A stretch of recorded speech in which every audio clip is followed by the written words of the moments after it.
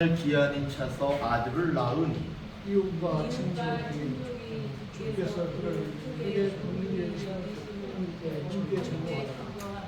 8일이 되매 아이를 할례하러 와서 그 아버지의 이름을 따라 사가랴라 하고자 하더니 그 어머니가 대답하여 아니라 요한이라 할 것이라. 그들이 이르되 네 친족 중에 이 이름으로 이름한 이가 없다 하고 그의 아버지께 멈추세요. 무엇으로 지금 하는가. 그가 서판을 달라 하여 그 이름을 요한이라 쓰매 다 놀라게 여기더라. 이에 그 입을 벌리고 그가 불리며 말을 하여 하나님을 찬송하니 그 근처에 사는 자가 다 두려워하고 이 모든 말이 온 유대 산골에 두루 퍼지매 듣는 사람이 다 이 말을 마음에 두며 이르되 이 아이가 장차 어찌 될까 하니 이는 주의 손이 그와 함께 하심이더라. 아멘. 자, 오늘 한번 말씀 볼까요? 오늘 말씀은 오늘 말씀 같은 게 사실은 우리가 좀 주의해서 봐야 되고 또 성경의 이런 내용들은 이렇게 해석해야 되는구나 라고 하는 그런 부분이 있어요. 그게 뭐냐면 우리가 중점을 두는 게 뭐냐면 구원 또는 하나님이 우리에게 주신 약속 이런 거예요. 그런데 이런 내용들은 대부분 어떤 것으로부터 시작이 되느냐 하면 삼위일체. 삼위일체라고 하는 거는 세 하나님을 얘기하는 거죠. 이 삼위일체는 누구를 얘기하는 거냐면 성부, 하나님, 성자, 하나님, 마지막은 뭐예요? 성령, 하나님. 제가 일부러 다 쓰는 거예요. 이게 정확한 표현이에요.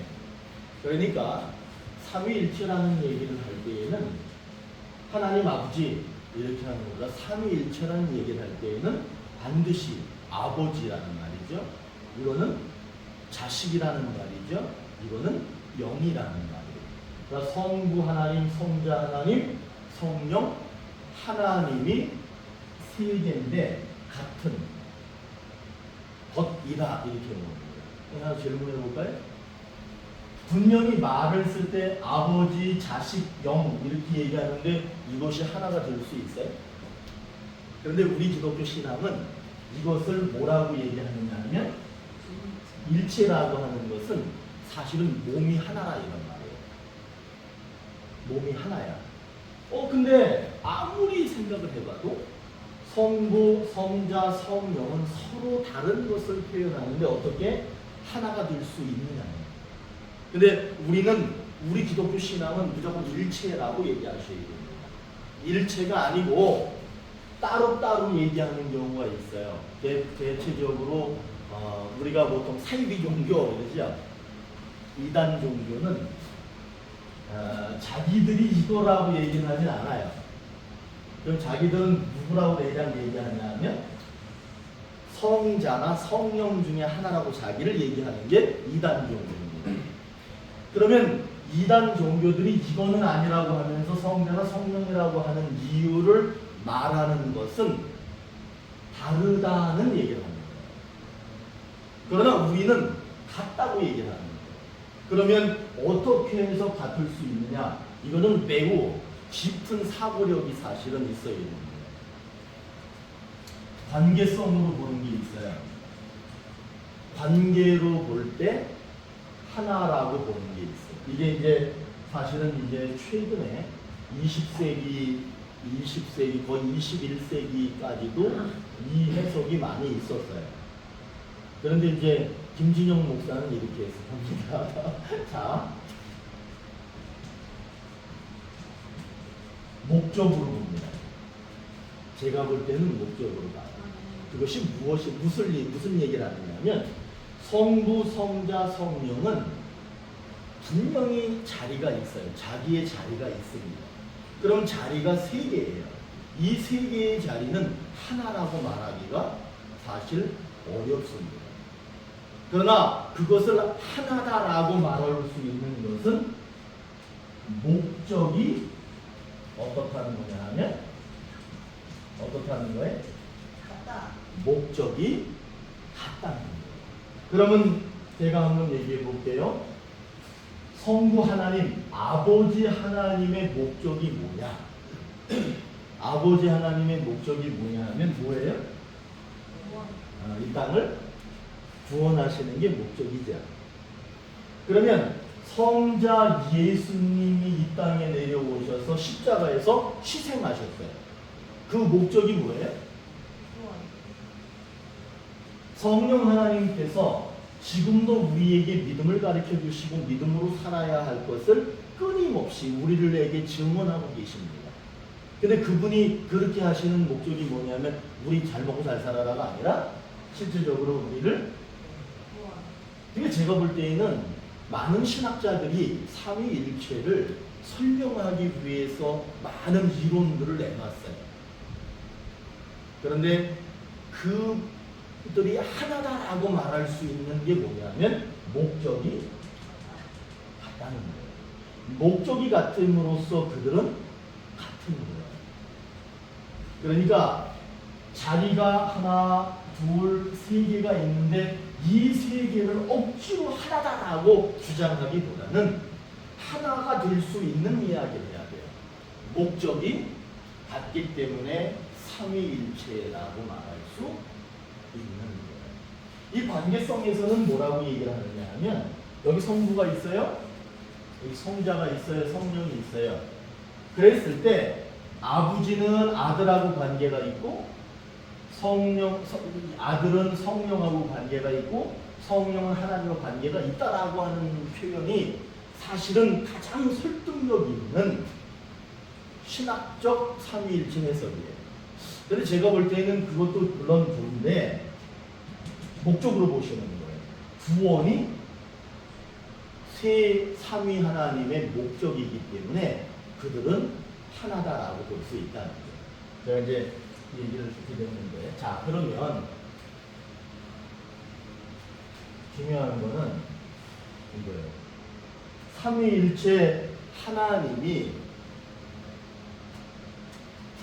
이 삼위 하나님이 이렇게 표현하는데 이 삼위 하나님이 오늘 무엇을 원하고 계시느냐라고 하면 오늘 66절 한번 보실까요?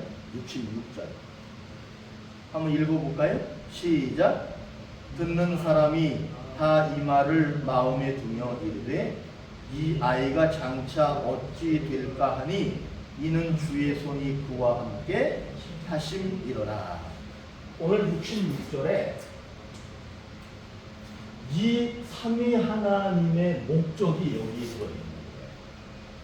이 삼위 하나님의 목적이 뭐냐 하면 이 아이가 장차 어찌 될까 하니 이는 누가? 주의 손이 그와 함께 있죠. 그의 손이 그와 함께, 그와 함께라는 거예요. 그럼 이 말은 무슨 얘기냐 하면 여기서 말하는 주라고 하는 것은 삼위일체 하나님을 얘기하는 거예요. 다시 말하면 이 삼위일체 성부, 성자, 성령의 목적은 구원이에요. 다시 얘기하면 주의 손이 그와 함께라는 것은 삼위일체 하나님의 손이, 능력이 그분이 함께하는 이유가 무엇이냐, 그리고 함께한다라고 보는 거예요. 자, 그런데 여기서 우리가 주의할 게 뭐냐 하면 여기서 말하는 이 그는 누구를 얘기하는 거예요? 이거. 그러니까 성경을 읽으실 때 우리가 조금 주의해서 봐야 될 때 오늘 이 그는 누구냐 하면 요한이죠. 요한. 그런데 잘 하셔야 됩니다. 지금 제가 계속 얘기할 때 이거는 뭐냐면 하나님의 목적이에요. 그런데 이 목적은 대부분 성부 하나님, 성자 하나님, 성령 하나님이 여기에 등장하시는 거예요. 그런데 오늘 여기에 등장하는 주인공이 누구냐 하면 요한이에요. 그래서 우리가 자칫 잘못하면 성경에서 가장 핵심이 되고 중심이 되는 것은 하나님이신데 요한이라는 다른 사람들이 주인공이 될 수도 있다는 거예요. 그러나 여기에서는 요한이 주인공이 아니라 하나님이 주인공이에요. 이 사람이 주인공처럼 보이지만 이분이 주인공이에요. 이분이 그와 함께 하지 않으면 이 요한은 아무것도 아니에요. 하나님이 그와 함께 하니까 이 사람이 무엇인가를 해낼 수 있는 사람이 된다는 거예요. 성경을 읽으실 때 보면은요, 혈류병 여자가 나오죠. 혈류병 여자가 나왔는데 막 혈류병 여자가 막 가슴 속에서 마음속에 믿음이 막 가득해가지고 막 예수님 옷에 막 손을 대면은 막 자기가 병이 나을 것 같은 대단한 믿음이 생겨가지고 실제로 만졌더니 그 여자가 깨끗이 나았더라라고 할 때 우리의 정신과 우리의 시간이 그 여인에게 쫙 갑니다. 그러나 거기에서 그 여인이 주인이 아니야. 주인공이 아니라 누가 주인공이냐 하면 그 여자가 만진 예수님이 주인공이에요. 성경을 보실 때에는 여자들이 막 그 혈류병 여자가 대단한 것 같고요. 문둥병에 걸린 사람이 깨끗이 고침받아 대단한 사람 같고요. 소경인데 눈을 반짝 떠가지고 그 사람이 대단한 것 같고요. 그러나 그게 주인이 아니라는 거예요. 누가 주인이에요? 여기서 무조건 다? 그렇기 때문에 성경의 주인공은 성부, 성자, 성령입니다. 거기에 나오는 모든 많은 사람들은 하나님으로부터 은혜를 입었을 뿐이에요. 여러분 아브라함 아시죠? 아브라함은요 나라가 없었어. 이 사람은 그냥 덜렁 자기하고 가족들만 떠돌이 생활하다가 그냥 아무데나 정착해서 사는 그런 사람이었습니다. 나라도 민족도 아무것도 없는 사람이었어요. 그런데 하나님께서 아브라함아 부르는 순간 그 아브라함의 인생이 달라집니다. 그런데 거기서 아브라함아 불렀을 때 이분이 아브라함아 불렀는데 아브라함이 무엇을 했다? 네. 순종했을 때 그의 인생이 완전히 달라집니다. 다시 말하면 이 순종이라고 하는 것을 통해서 이 사람에게 하나님의 능력이 임하고요. 그 능력으로 하나님께서 이 사람을 행하게 하셨다. 행하도록 하셨다. 이게 무슨 얘기냐 하면 하나님이 쓰셨다. 이렇게 되는 거예요. 아브라함아 하는 순간 완전히 바뀌게 되는 거예요. 그런데 아브라함만 바뀐 것이 아니라 그 가정이 바뀌고 가문이 바뀌고 아브라함을 가리켜서 무슨 조상이라고 얘기하느냐 하면 믿음의 조상이라고 하는데 우리들까지도 믿음을 갖게 하는 그런 역사를 일으킨 것이 아브라함이에요. 그러니까 야 아브라함 대단하다. 아브라함 대단하죠. 그런데 이 아브라함이 대단한 게 아니라 누구냐 하면 아브라함아 불러주시고 아브라함에게 능력을 주시고 아브라함을 쓰신 하나님이 대단한 거예요. 우리들은 성경을 볼 때 그래서 이런 얘기를 해. 여러분들이 아마 그런 거 보셨을 거예요. 성경, 인물, 사전, 인물 연구, 인물 설교 이런 거 보셨죠? 그런데 여기서 이게 중요한 게 아니라니까. 인물이 되게 하신 누가 중요한 거예요? 아브라함아, 모세야, 요셉아, 야고바 부르신 하나님이 중요한 거예요. 제가 우리 기독교를 보면서 답답한 게 뭐냐면 정말 중요한 거를 잘 안 해. 중요한 거를 빼놓고 인물 연구를 해. 오늘 우리는 세례 요한을 얘기하고 싶은 게 아니에요.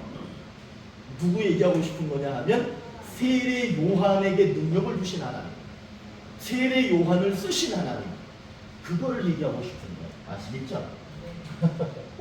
자, 내가 괜히 막 열내면서 얘기하죠. 그러니까 우리는 성경을 읽을 때 성경에서 가장 중요한 거는 삼위 하나님이야. 그런데 요한이 어쨌든 대단한 인물이 됩니다. 이 분이 함께 하니까 대단한 인물이 됐어요. 이거를 제가 주보에다 뭐라 썼어? 이 사람에게 하나님이 능력을 주시고 능력을 줬어. 그리고 하나님이 이 사람을 쓰셨다는 거예요. 결국 무슨 얘기냐면 요한이 대단한 사람이다가 아니라 하나님이 요한에게 능력을 주고 하나님이 요한을 쓰셨다는 것이 오늘의 목적이고 약속이에요. 이 땅에서 대단히 훌륭한 사람들이 많은데 그 사람들은 하나님께서 함께 하시지 않으면 아무것도 안 된다는 거예요. 자, 쓰셨다. 누가? 요한이라는 인물이, 이 요한이라는 이 사람이 대단한 사람이 된 거예요. 그런데 이 요한이라고 하는 사람, 이 사람을 누구냐 하면 여러분들입니다. 나는 대단하지 않아요. 그런데 하나님이 능력 주고 하나님이 쓰시면 그 사람이 여러분들이 대단한 사람이 되는 겁니다. 그러니까 나는 대단하다, 나는 능력이 있다, 실력이 있다, 학력도 좋다, 아는 것도 많다, 이런 것도 아무 소용없어 하나님 앞에. 그런데 중요한 거는 뭐냐? 하나님이 나와 함께 하신다. 이게 중요해요. 자, 그런데 그렇다면 하나님이 다 하시는 거네? 그러나 여기에서 중요한 게 있어요. 요한이 하나님이 함께 하시고 쓰는 사람이 될 수 있고 위대한 인물이 될 수 있었던 이유가 뭐냐? 하나님이 함께 했기 때문이에요. 그러나 또 하나가 있어요. 그거보다 더 중요한 게 하나님이 함께 하시는 것과 마찬가지로 중요한 게 있는데 그게 뭐냐면 59절이에요. 59절. 한번 보실까요? 59절 시작. 그 어머니가 59절 맞죠? 잠깐만. 60절 시작. 그 어머니가 대답하여 이르되 아니라 요한이라. 어머니가 어머니, 다른 사람들이 다른 이름을 얘기하니까 이 어머니가 뭐라 그래? 아니다, 요한이라고 할 거다라고 얘기를 하죠. 그 다음에 63절도 한번 볼까요? 63절. 자, 시작. 그가 석판을 달라 하여 그 이름을 요한이라 하매 다 놀랍게. 그가는 누구냐 하면 아버지야, 사가랴야. 그 아버지 사가랴가 뭐라고 썼대? 요한이라고 썼다는 거예요. 근데 보세요. 이 요한이라고 하는 이름이 누가 준 이름이에요?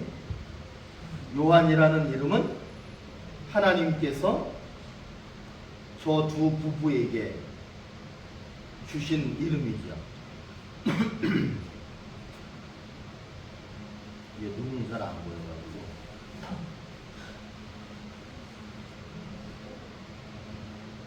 자, 이건 넘어갈게요. 자, 요한이라고 하는 이 이름을 누가 준 거냐면 하나님이 주신 거예요. 자, 하나님이 함께 하셔야 인물이 됩니다. 그런데 그 인물이 되기 위해서는 이런 일이 일어나야 돼요. 이것을 제가 뭐라고 표현했느냐 하면 하나님의 무엇을? 약속이 있죠.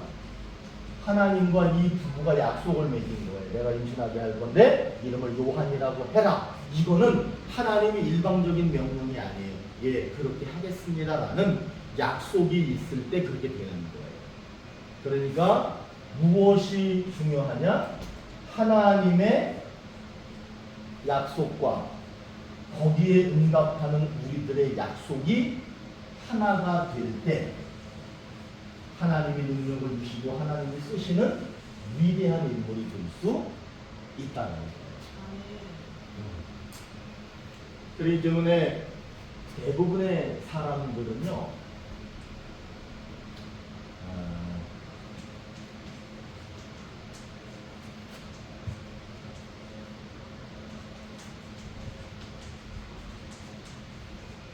이런 말이 있어.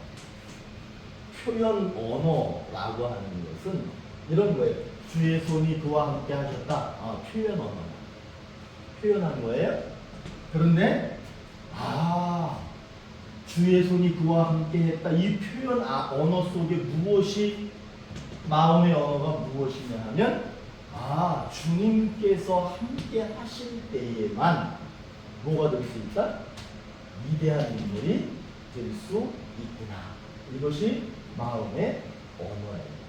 그러니까 그리스도인들은요, 표현 언어를 통해서 무슨 언어에까지 들어가야 되냐면 마음의 언어. 아침에 제가 성찬식 할 때 떡을 뗐어, 빵을 잘랐어. 그러면 표현 언어를 보면 목사님이 빵을 찢었구나. 그런데 마음의 언어는 뭐예요? 예수님이 나 때문에 자기 살을 찢었구나. 그게 마음의 언어예요. 성경은 표현 언어와 마음의 언어로 되어 있습니다. 그렇기 때문에 마음의 언어로 답할 수 있고 생각할 수 있는 그런 신앙이 돼야 됩니다. 그러니까는 어머니하고 사가랴가 요한이라고 이름을 주장했어. 그 얘기는 뭐예요? 하나님의 약속을 잊지 않고 그대로 지켰구나. 그렇게 볼 수 있는 거죠. 그러니까 요한이 요한되고 하나님의 약속대로 이렇게 이루어지기 위해서는 그들이 약속을 지켰기 때문이다. 이렇게 볼 수 있습니다. 자, 이 얘기만 할게요. 제가 다윗이라는 사람이 있습니다. 다윗은 형제가 여럿이 있는데 그 중에 막내였습니다. 사람들이 다 얘기합니다. 첫째, 둘째, 셋째 다 대단합니다. 그래서 그들이 왕이 될 수 있을 거라고 판단하고 그렇게 얘기했습니다. 그런데 누가 왕이 되느냐 하면 막내, 가장 어리고 가장 약해 보이는 막내가 왕이 됩니다. 그가 왕이 될 수 있었던 이유는 뭐냐 하면 하나님이 누구와 함께 한 거예요? 다윗과 함께 한 거예요. 중요한 거는 다윗은 위대한 사람이야가 아니에요. 하나님이 함께한 사람이 위대한 사람. 하나님의 약속이 다윗에게 임합니다. 그랬을 때 그 다윗이 위대한 사람이 되는 거예요. 그러니까 이 다윗이 어떤 일을 하느냐 하면 하나님이 함께 하니까 꼬맹이야, 작아, 제일 작은 애야. 그런데 거기에 능력이 들어가는 거예요. 능력이 들어가니까 돌멩이로다가 거대한 장수, 당시에 최고 싸움 잘하는 거대한 장수를 어떻게 이길 수 있겠어요? 하나님의 능력이 임하니까 골리앗을 이길 수 있었던 거죠. 그리고 그가 통일 왕국, 갈라져 있는 나라를, 모든 나라를 통합하는 통일 왕국의 왕이 됩니다. 이스라엘에 가서 제가 그래서 이스라엘 사람들한테 물어봐서 당신들이 조상 중에서 누구를 제일 좋아합니까? 그러면 거의 다가 다윗이라고 얘기합니다. 데이빗이라고 얘기합니다. 그만큼 이 다윗은 위대한 인물이 되고, 그런데 그가 위대한 인물이 되고 능력 있는 왕이 되고 존경받는 왕이 될 수 있었던, 존경받는 조상이 될 수 있었던 이유가 무엇이냐라고 할 때 요한이 중요한 게 사실은 아니에요. 무엇이 중요한 거예요? 하나님께서 그와 함께 하셨다는 거예요. 하나님이 함께 하시는 것을 어떻게 해야 되느냐? 이 두 부모는 그것을 뭐해서 기억했어. 기억해야 약속을 잊어버리지 않아요. 그래서 하나님이 능력 주시고 쓰시는 인물이 됐다는 거예요. 근데 결론은 뭐냐면 저 사람들의 이야기가 우리들의 이야기가 되어야 됩니다. 저 사람들의 이야기로 끝나서는 소용이 없는 거예요. 그러면 이제 우리들이 하나님의 능력을 받고 하나님의 능력으로 이 세상을 살아가는 쓰임받는 사람이 되기 위해서는 무엇을 해야 되느냐? 기억하셔야 돼요. 무엇을 기억하셔야 되느냐 하면